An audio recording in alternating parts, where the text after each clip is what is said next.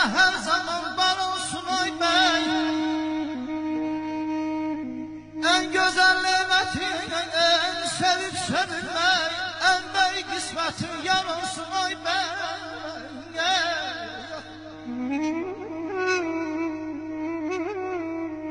Vatana gayretli oğlumuz veren, ey koysun ter töken tedarik gören,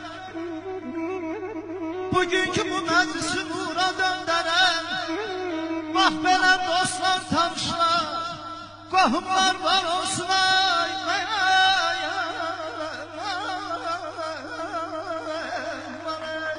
Eşk olsun. Azad kardeşlik beyimizin